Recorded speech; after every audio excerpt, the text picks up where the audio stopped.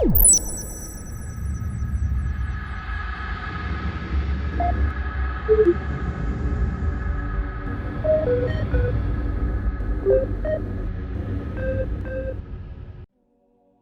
has been remarked upon by this chronicler, as I embarked upon the work of cataloguing and recording the degenerate and the foul, that the many Xenos races that squat amongst the stars resemble something akin to viruses, toxic strains of life run amok and constantly seeking to infest, corrupt, and stain the pure void with their alien taint. One, above all, fits this description with an almost disturbing perfection, for no other behaves quite like it. They are an infection that must be scoured out of every crevice, every cave, every hovel with shot and shell and fire and fury. For there is simply no other recourse.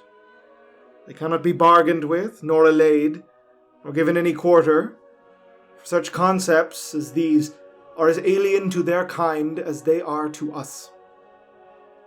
Know then that this is a record of the hated tide, the green skins, humanity's great tormentor, the Orks. The green skin menace has, it would appear, existed for untold millennia in an entirely unchanged form. Their hated race can be found inhabiting all corners of the galaxy, and they appear to be utterly endemic to almost every environ humanity has yet encountered. No homeworld has ever been discerned. The greenskins certainly do not appear to know of one, and, given their nature, would likely place no such value in its existence, or lack thereof, one way or the other. Their culture is entirely dedicated to conflict, and it is the reason for their expansion, it is the reason for their survival, it is the very model around which all aspects of societal hierarchy are based. The greenskin is a combat machine, and an astonishingly focused one at that. It is no hyperbole to say that all they care about is fighting. Their physiology responds to hardship, to privation. An orc who fights more and more simply grows more and more, continuing to scale in size. Humans biologically adapt to such things, obviously, but we require respite, nourishment, and nutrition to cultivate stronger bodies. The simple act of combat is all a greenskin needs. Biologically, they are hideous marvels. The greenskin stands physically taller in a humanoid form than any of our species, although their full height is taller still, constrained only by their perennially hunched posture. They possess a far greater amount of musculature, clad around an endoskeleton similar to that of a human, namely a calcium phosphate-formed cortical structure.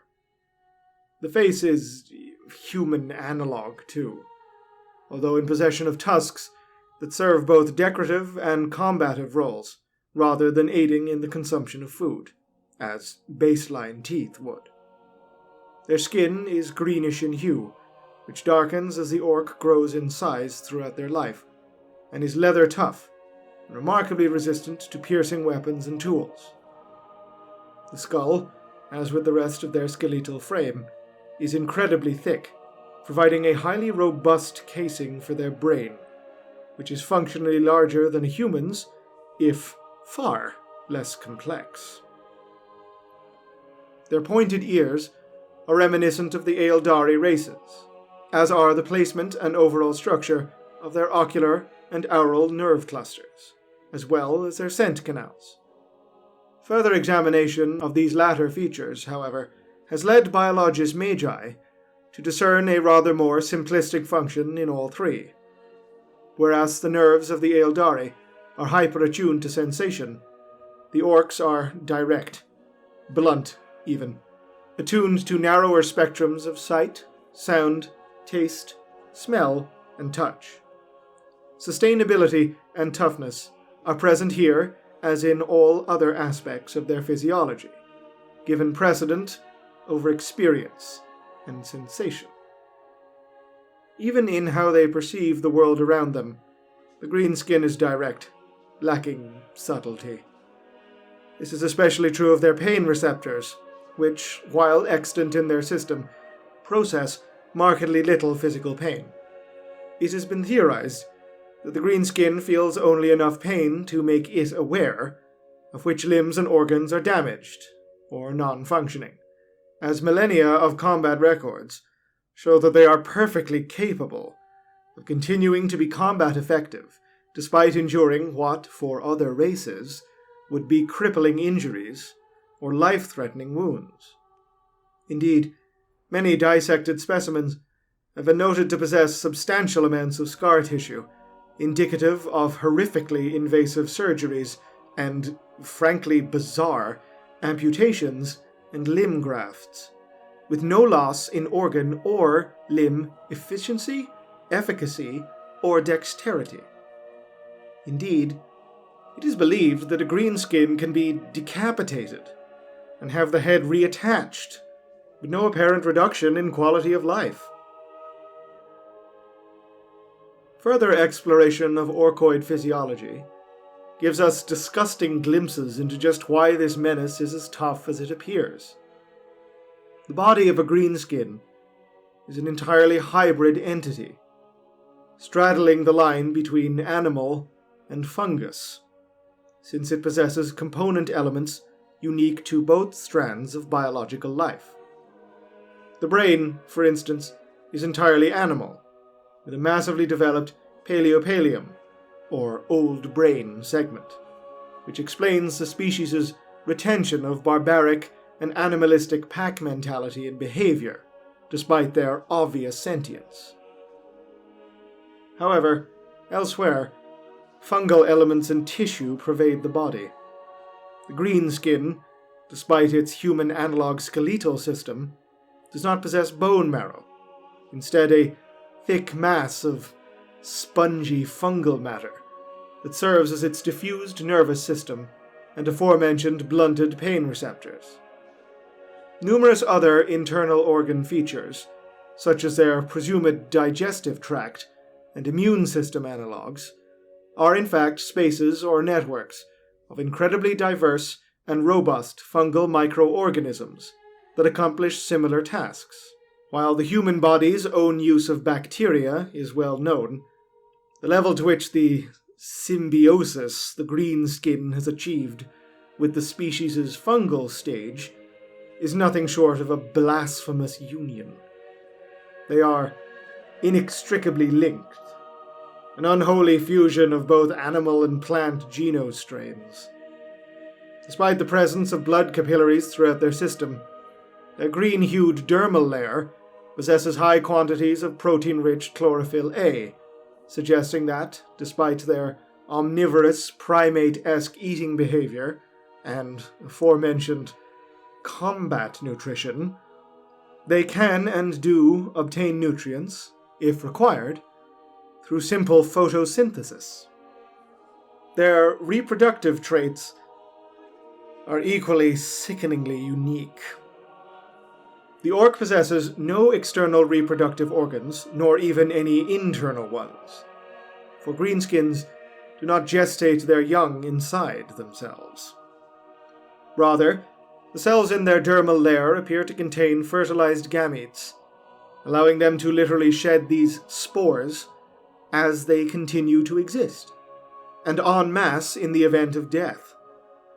Dissections of specimens have always necessitated absolute containment, lest the spores spread throughout the facility in question and mature.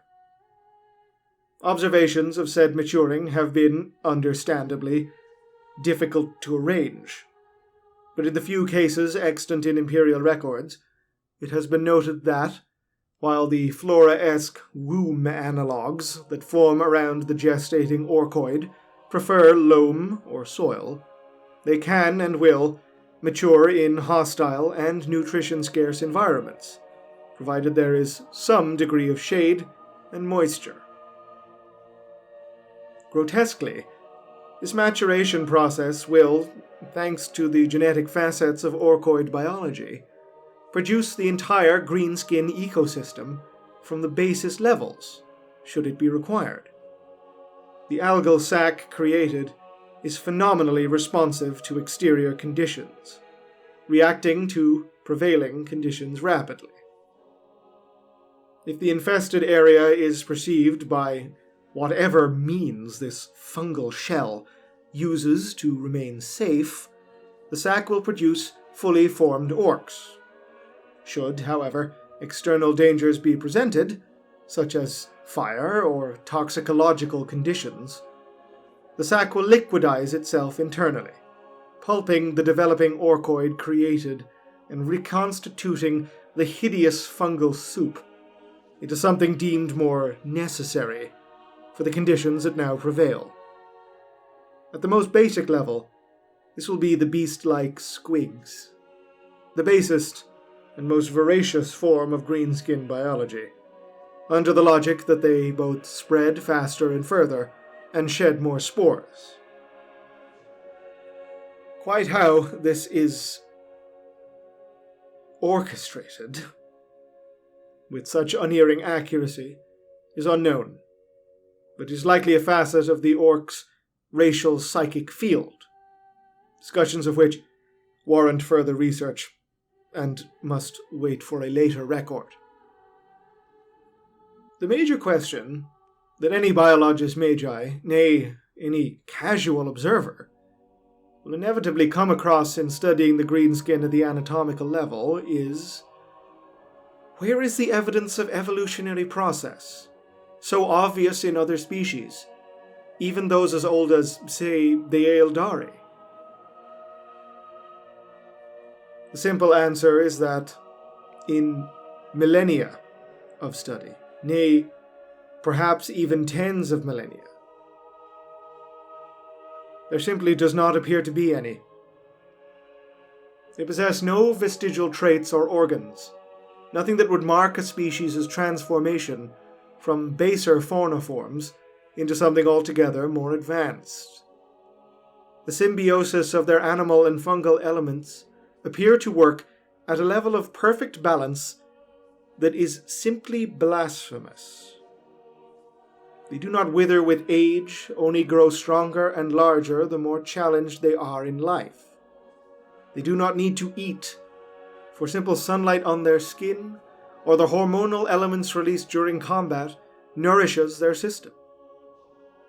Even the slave subspecies of the greenskin genus are not evolutionary throwbacks, as it would appear, given examinations, that they have always existed alongside their larger variants, fulfilling the role of slave or servant castes, or indeed as nutrition in a pinch.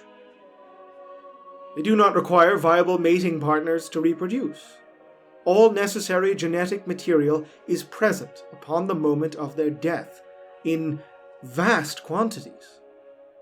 Indeed, killing a greenskin is, paradoxically, the most direct way of ensuring the propagation of more greenskins, or at the very least, ensure the infestation of their genus in the local biosphere. That they are an unnatural breed is almost impossible to deny. They can quite literally tailor their biology to respond to the local environment while still in utero, and doing so not by any conscious means, but an ingrained, subconscious, even racial knowledge of what need is extant, what xenoform is required. They are, in many ways, and as simply heretical as it even is to think such a thing, the perfect soldiers, with a biology robust enough to see them thrive without aid in almost every environ, and a mind attuned to a simple desire for warfare as nutrition. The hand of a creator is writ large upon their biology. Although just what a creator would need such a species for is simply too horrific a thought to even comprehend.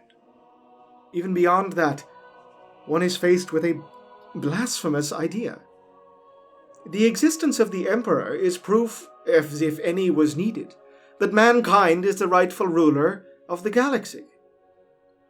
But the simple scientific fact of the greenskin genus's existence for uncounted millennia before his rise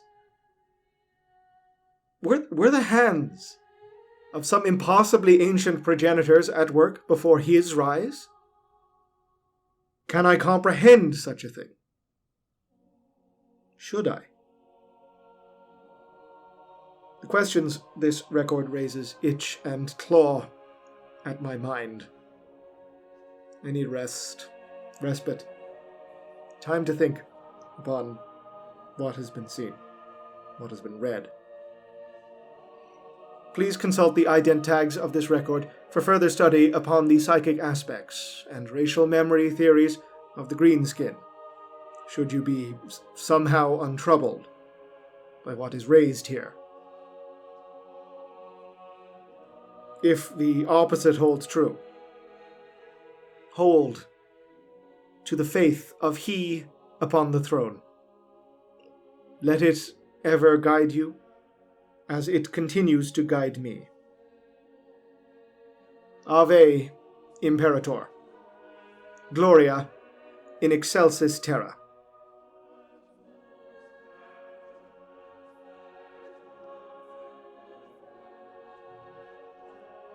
This video and this channel are made possible through the incredibly kind contributions of my Patreon subscribers. If you'd like to help support the channel, head on over to patreon.com/Oculus Imperia. And if you're looking to keep in touch with the channel, get regular updates, you can follow me on Twitter @ButtStuffKaiju, or check us out on Discord. A link will be in the description and on the channel page.